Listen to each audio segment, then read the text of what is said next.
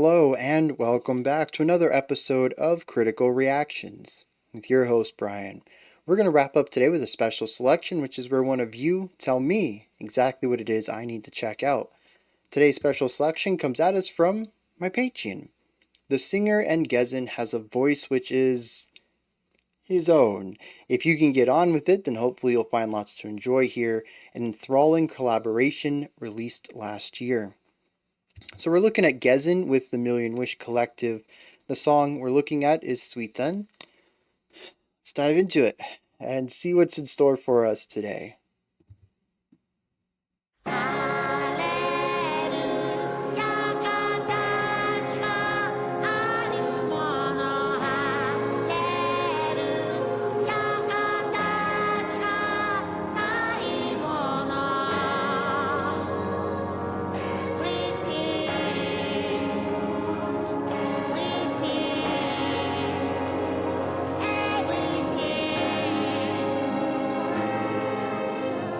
A little dark turn at the end of the progression.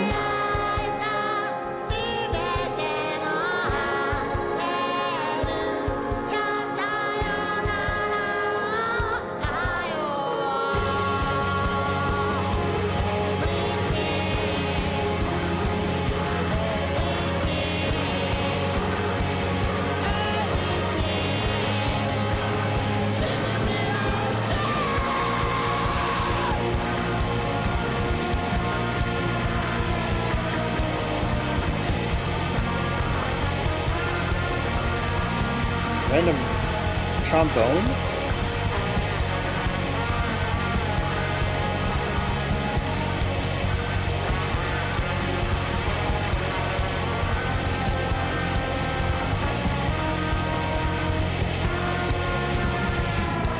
There's some fun hi-hat stuff in that last section.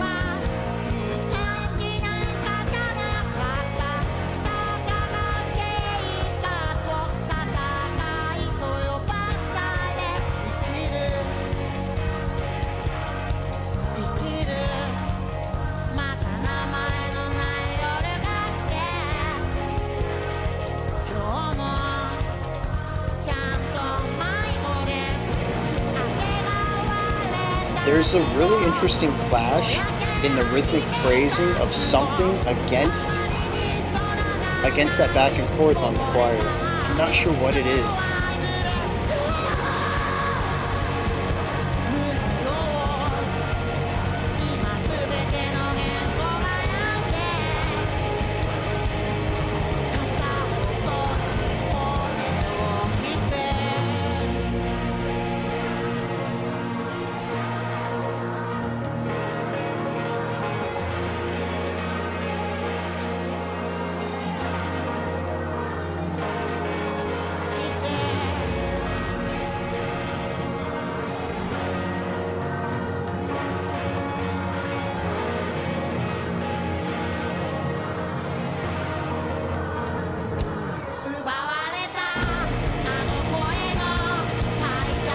Very lower frequency focus. I think this is a guitar over here.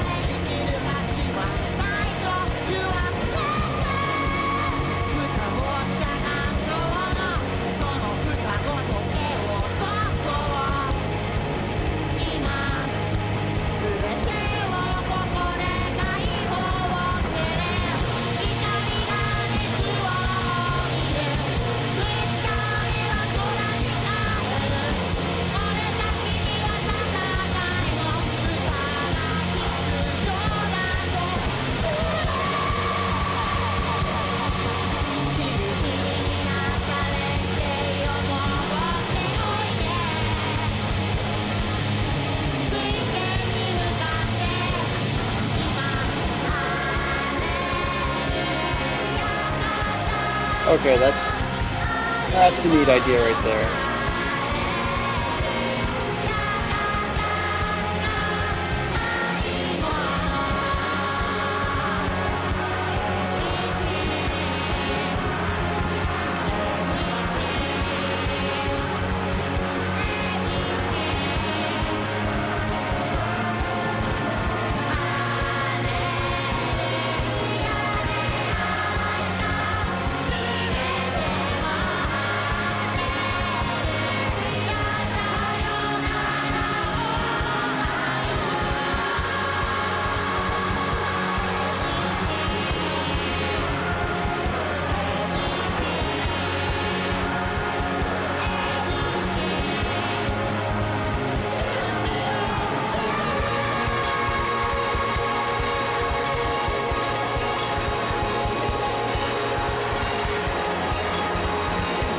This is certainly unique.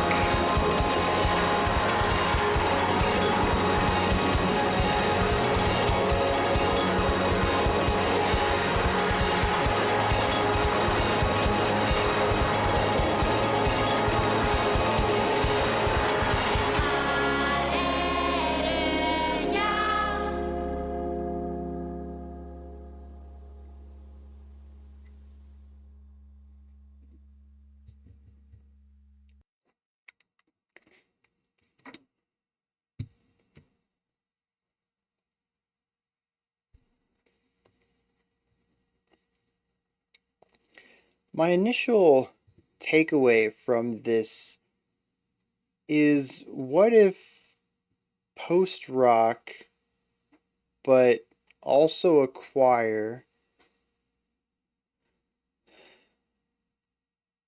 and had a very unique vocalist on top of all that, but also avant garde? And that's sort of where I'm left. Primarily, I want to look at the instrumentation on this because, as much as the vocals were sort of touched on in the comments, I didn't really have that big of an issue with them. They are a bit nasally and directed, but I listen to emo music, which is just like nasally, whiny kids. So, I mean, it really isn't that big of a stretch, I think, to check this out. But the music is what drives me. I don't know if the next word should be drives me away or drives me bonkers. There's parts of it that I just can't get around, and other parts that I think should work and just in my experience didn't. Maybe things click on a future listen, but I had a real tough time getting through this track, and the vocalist is one of the few things that I latched onto that felt like any sort of comfort within this whirlwind. Musically, we have some instruments. I think a guitar and bass through most of it, maybe a synthesizer or a keyboard at times.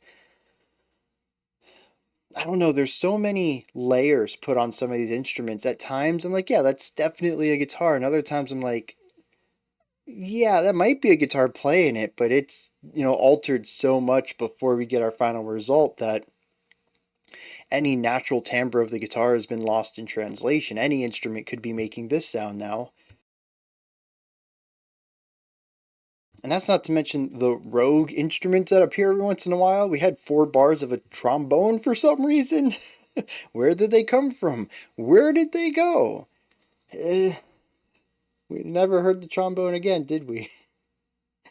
Um, there's just a lot of perplexing ideas on the timbre route. It keeps the song feeling fresh from moment to moment. I think there's no argument against that. The song is always doing something new. Whether that new is interesting or engaging is going to be different from person to person, but there's always something new happening. Sometimes we focus more on a higher range area of pitch. Sometimes we focus on lower range ones. I mentioned that one section was just so razor focused on like the bassy side of pitch, or even just EQ, taking some higher range notes and just kind of EQing out the top end. Others were focused more on a neutral sound. I could never really tell where we were going, nor how we got somewhere. The song just sort of becomes something else, and that something else can be so wildly different from what came before it, not matching the the musical ideas, not matching the production style, not matching the instrumentation and timbre. The only thing that was rather consistent was the vocalist and the choir. They were the one piece of glue that held everything together, and also the thing that feels most distinct from the music. And we'll touch on that whole ordeal in a moment. There is one thing that sort of fits everywhere though, and it's the post-rock idea. The instruments, whatever they are in the background, very rarely take precedence in the spotlight. A lot of it is textural, and for the most part, I couldn't hear individual attacks. It feels a lot like a wall of sound that you would hear in something like post rock, but without the weight and darkness and distortion you would normally hear in something like post metal. This is definitely looking for a softer side of crafting an atmosphere and residing within it. To an extent, some of these sections even remind me of groups like We Lost the Sea. Is that one of them? Both in the instrumentation and the production, but also in the harmony, the chords that were utilized, the progression through those chords. It wouldn't surprise me if somebody had told me, the title says Gezan with Million Wish Collective, but Gezan is like 90% made up of We Lost the Sea. So I don't think that's what happened here, but again, I see a lot of similarities in the composition style there, even if the production and the execution are drastically different. So we have a song that basically, as far as I can tell in the background, shifts between atmospheres, emotive feelings, designated by chord progressions that are manipulated by a variety of different instruments. This is the one part that I feel I could engage with the most because the emotion of the song was rather consistent, even if the production was different, even if it was done with different instruments. There was this general feeling of something a bit more neutral. There were elements where we leaned towards joy, a specific chord that might have uplift to it, and then other chords, specifically at the end of the 8-bar phrase, where we sort of dip down with a half step that leads us into something darker with tension, but we always brought us back to this seemingly neutral state. A little bit of darkness, a little bit of brightness. It makes it difficult for me to read the song because of how ambiguous the chord progression is for me. But that ambiguity was consistent through the track. And with how little consistency I felt in this, I will take anything. Now, I mentioned that there is a schism between the vocal and choir and the music. I feel this on a lot of levels. First of all, is rhythmic. One of the earliest moments I pointed out where I felt this division was that the back and forth of the two notes that the choir was playing felt at odds with something happening in the band. To this moment, I'm still not sure what that was. I listened to the bass and the guitar and the drums and the vocalist, and I couldn't really find a single instrument that clashed rhythmically with the choir. But somehow all 5 of these instruments together created something that was like a rhythmic tornado for me. I had a real tough time following any sort of beat.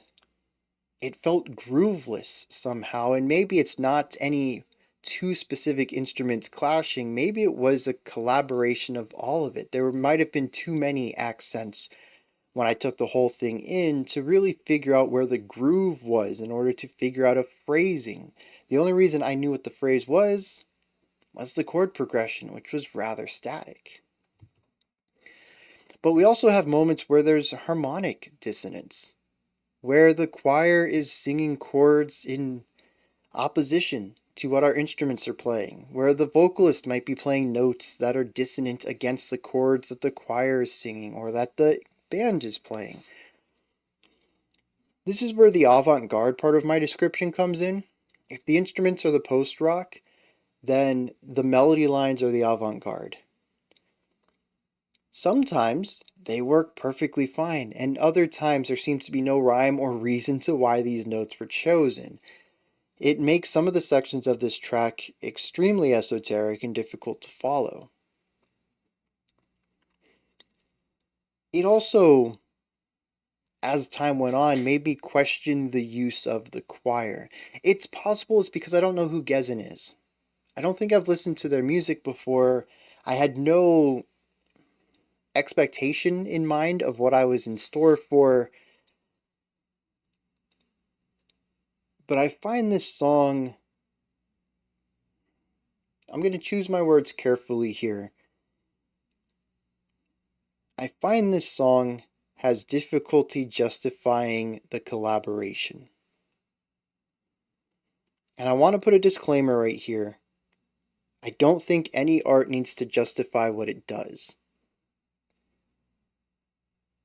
The other disclaimer, from this point on, I think most of this is going to be subjective, more of an opinion-based thing than an observation of what is happening.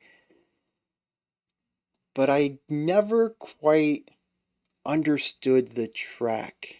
I think the choir had some neat ideas in isolation, and I think the post-rock meets ballad, pop rock kind of thing worked well with the vocal delivery here. There were very, very few moments where I felt that the band and the choir were working collectively to do something greater than the sum of their parts. And maybe that's the point. Or maybe it's not the point. That being that maybe me trying to find an additive component to this collaboration is something I shouldn't be looking at entirely. After all, there is an entire realm of experimental and avant-garde art whose purpose is to push against the general conventions.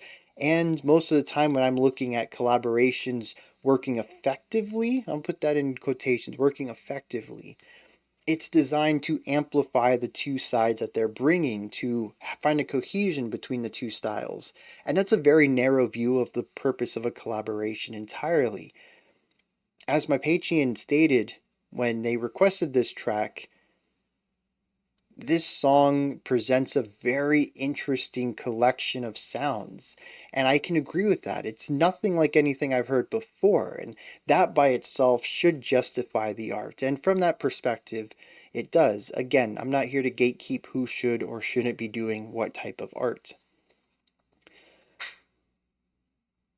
But I found that I generally did not enjoy many of the moments where the two groups were working together. And I think a lot of it comes down to the point where it just never makes sense to me rhythmically or harmonically. The two sides feel like they're constantly clashing against each other. And again, maybe that's the point. Maybe this is designed to be a bit more esoteric, to be in the realm of free music, to extrapolate free jazz out one layer. Maybe it's supposed to be avant-garde. But I hear very non-avant-garde music when I separate them. It's constantly feels like, at least to me, having two tabs open and not realizing where the second tab is, and you're listening to this mixture of the two tracks. And honestly, it's not super weird. Somehow the tempo and tab signature lines up, but it's also just a bit too noisy. And I think this is the final thing I want to touch on with this, is the general production of it. It never quite feels right. To me, to my untrained non-music engineer ears, it feels like the band was produced the way they typically are, and then they tried to shoehorn the choir in around that. And the choir ends up getting placed awkwardly in the mix, sort of sitting around the band but pushed out to the sides, almost done with what is it? Like a type of inorganic. What is that word? Like a digital widening to it. And it feels awkward, but then the space between all the instruments and the balancing of the volume between all the instruments never quite feels like it works either. Many instruments are stepping on each other's toes, and The volumes always feel a bit out of whack. Some of the things that I think should be more present in the mix aren't, and other things that I think should be pushed down a bit and really don't need all the emphasis that they have are brought to the forefront, even though they're really not adding much to what the song is doing at that moment. They're more ornamental or foundational. It oftentimes feels like a song that isn't built up like a pyramid with a strong foundation and then less emphasis, or I should say more emphasis on the instruments as it goes up. But it feels like it's sort of out of place where there's a smaller piece on the bottom and a bigger piece in the middle and then a real small piece above that and then a longer piece above that. And it's not even an upside down pyramid. It's just the layers are in random order. And I guess all of this is to say that it's unique. And maybe that's the big takeaway on this. I'm not walking away from this disliking it. I want to make that clear. I did generally enjoy my time with the track. It has some weird moments in it, but on the whole, it was either neutral or positive about what was going on. But it is very much outside the realms of normal music creation, both on a composition and a production level, and that leads to something that's going to create hurdles for especially a first-time listener. I would love to talk to whoever had their mind behind this, whoever pulled the strings on this project, both for their intentions in crafting it. You know, why specifically pull this band and this choir together in order to make the song, but also what their intentions were with the song itself once this combination came through.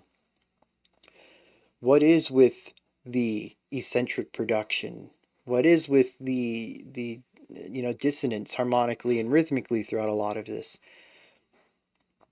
It's interesting to me that I see the word Million Wish Collective and I think of a bunch of people coming together to do one good thing, a million people wishing for the same idea, grouping all of their good luck and well wishes in order to manifest it.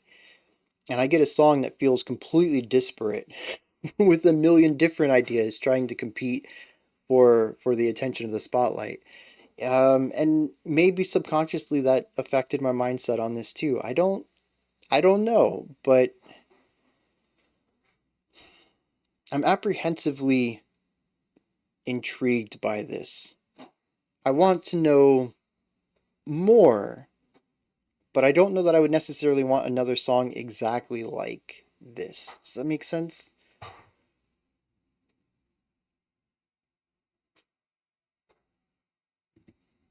But as my Patreon had stated, it's an enthralling collaboration.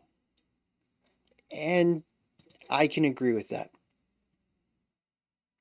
There was not a single point where I wanted to just take my headphones off and say no more. They had my attention, whether I was really enjoying it or not. It was interesting. Let me take a second to look at some lyrics and then we'll push forward. I think this is a song about building positivity out of nothing, possibly out of negativity. We have the words hallelujah said directly a couple of times in this track, both in the intro and the outro.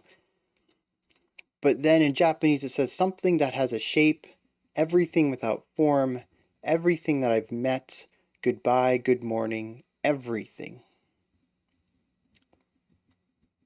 That's kind of vague. Then we get into the middle of the track, which is very linear, at least from a poetic standpoint. There's no verses, there's no choruses, it's just a series of differently phrased stanzas. Every stanza has its own length, its own, well, I assume a rhyme scheme, but when it gets translated, there isn't much rhyming going on. The own length, some of them are 5 lines, some of them are 6 lines, some of them are just 2. It says, recently we have, it didn't feel good. Life is just called a battle, so live. Another nameless night has come. I'm really lost today, too. These all feel like separate ideas, and they are also separate stanzas. I'm curious if they're not supposed to be read all together like this, and they are supposed to be these separate, distinct components to the track. After this, though, we do have three lengthier stanzas. One of them is about the sky opening up, things becoming blurry, and, well, as he says, shall we get rain? Or shall we get wet today? Let's get wet. Close your umbrella and listen to the voice. All languages have stopped. Almost as, even at one point it says the sky cries. I don't think that's just done because of tried and true symbolism. I think the purpose there is specifically to evoke tears, to evoke sadness, and to bring something positive out of that. Well, let's just go get wet. There's nothing to be sad about here. It's raining, but that doesn't make it melancholic.